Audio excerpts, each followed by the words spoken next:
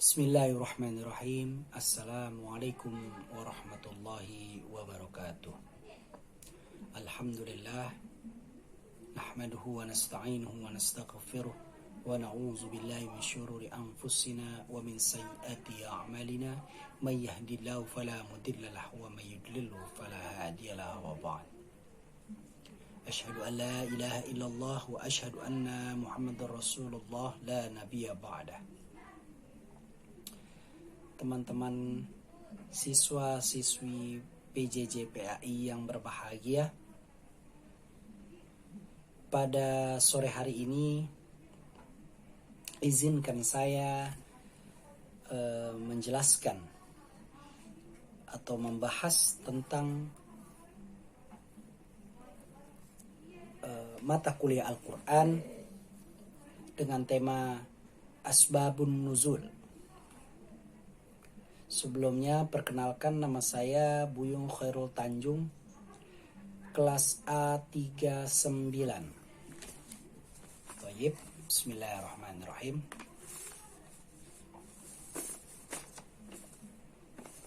Asbabun Nuzul. Secara etimologis, ungkapan daripada Asbabun Nuzul merupakan bentuk idhofah dari kata asbab dan nuzul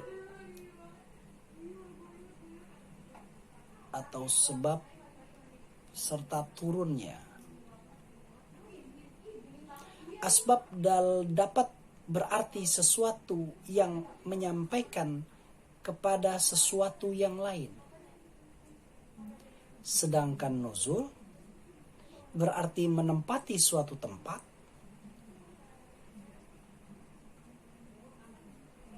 dalam konteks agama, yakni sebab-sebab yang melatar belakangi terjadinya sesuatu sehingga turunnya ayat-ayat Al-Quran. Sedangkan secara terminologis, menurut Subhi Shaleh, asbabun nuzul adalah sesuatu yang menyebabkan turunnya satu atau beberapa ayat Al-Quran yang terkadang menyiratkan suatu peristiwa sebagai respon atau penjelasan terhadap hukum ketika peristiwa itu terjadi.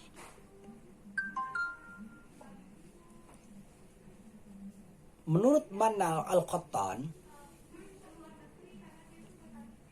memaknai sebagai peristiwa yang menyebabkan turunnya Al-Quran berkenaan dengan waktu peristiwa itu terjadi, baik berupa peristiwa ataupun pertanyaan yang diajukan kepada Nabi Muhammad SAW.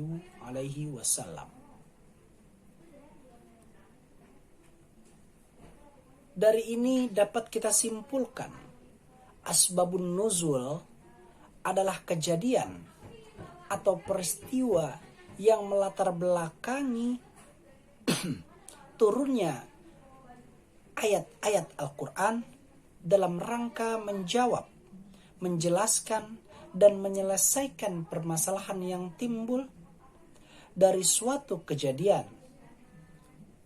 Dan asbabun nuzul merupakan suatu bahan sejarah yang dapat digunakan untuk memberikan keterangan terhadap turunnya ayat Al-Quran serta memberikan konteks dalam memahami hukum dan juga perintah-perintahnya.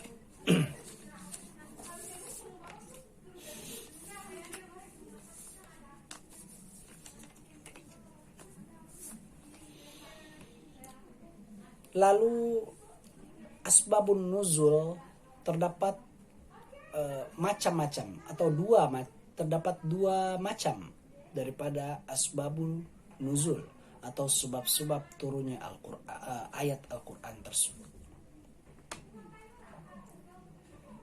yakni ta'addud al-asbab wan nazilil wahid, yaitu sebab-sebab yang melatar belakangi hanya pada satu ayat. Sebagai contoh, surat Al-Ikhlas ayat 1-3.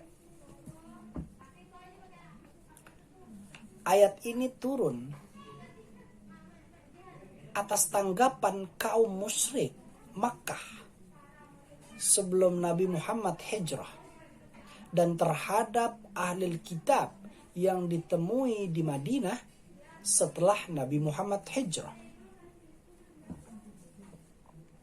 Yang kedua, ta'addud an-nazil wal asbab wahid. Sebab-sebab yang melatar belakangi turunnya beberapa ayat. Sebagai contoh, surat Ad-Dukhan dari ayat 10, 15 dan 16. Di sini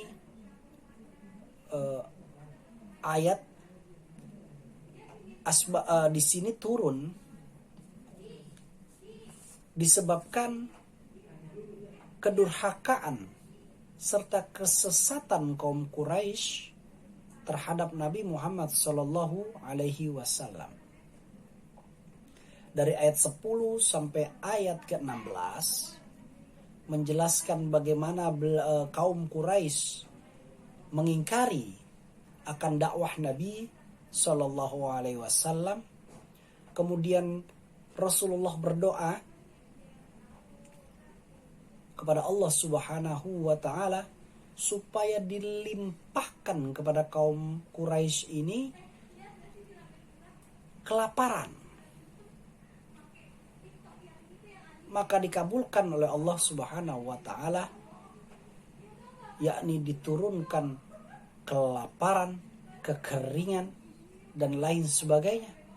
Bahkan ketika itu para kaum Quraisy yang mengingkari dakwah Nabi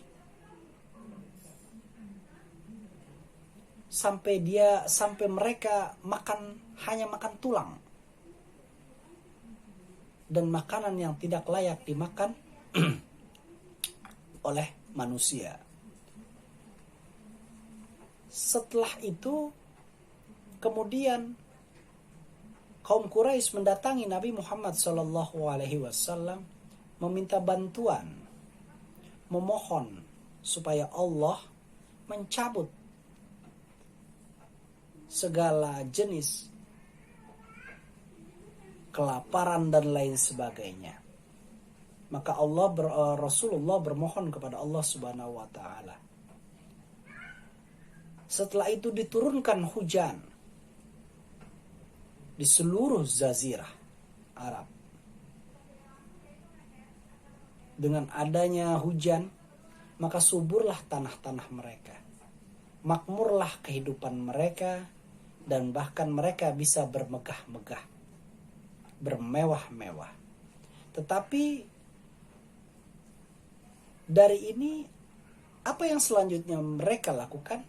Ternyata mereka tetap kembali kepada jalan kesesatan, tetap mendurhakai Nabi Muhammad Sallallahu Alaihi Wasallam. Maka ketika itu ditimpahkanlah kemudian azab serta kesengsaraan kembali kepada mereka.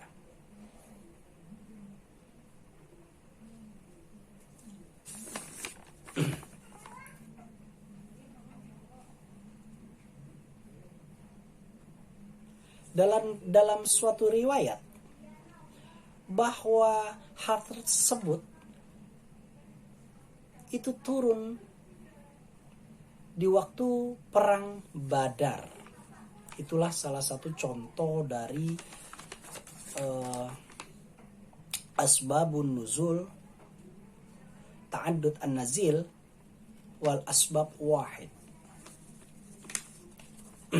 Kemudian saudara-saudara sekalian,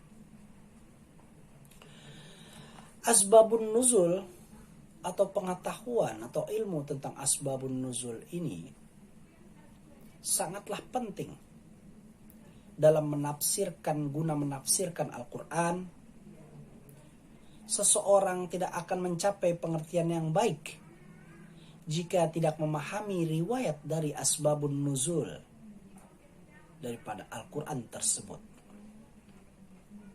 Menurut Al-Wahidi, ulama klasik di bidang ini mengemukakan pengetahuan tentang tafsir dan ayat-ayat tidak mungkin jika tidak dilengkapi dengan pengetahuan tentang asbabun nuzul atau tentang peristiwa dan penjelasan dengan diturunkannya suatu ayat. Sedangkan menurut Daqiq Alid, penjelasan asbabun nuzul merupakan salah satu jalan yang paling baik dalam rangka memahami Al-Quran dan mengetahui asbabun nuzul akan menolong seseorang dalam upaya memahami suatu ayat maupun beberapa ayat, karena pengetahuan tentang sebab akan melahirkan pengetahuan tentang akibat.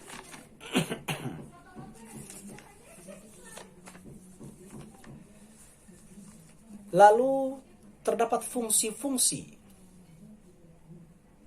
atau manfaat dari mempelajari asbabun nuzul dalam Al-Quran. Di antaranya mengetahui hikmah dan rahasia ditentukannya suatu hukum terhadap kepentingan umum. Lalu membantu memberikan kejelasan dalam beberapa ayat dengan ayat yang lain, serta dapat mengkhususkan hukum terbatas pada sebab yang khusus pula. Lalu mempermudah para penghafal atau hafizul Quran, serta memperkuat keberadaan wahyu Allah dalam ingatan jika mengetahui sebab-sebab turun daripada ayat-ayat tersebut, sehingga dapat diilustrasikan segala ayat melalui riwayat-riwayat, yakni diturunkannya suatu ayat. Baiklah saudara-saudari PJJ PAI yang berbahagia, kurang lebih itulah penjelasan dari asbabun nuzul yang saya sampaikan. Kurang lebihnya mohon maaf. Atlubu minkum alfi astifaf. Wabillahi taufiq wal hidayah. Wassalamualaikum warahmatullahi wabarakatuh.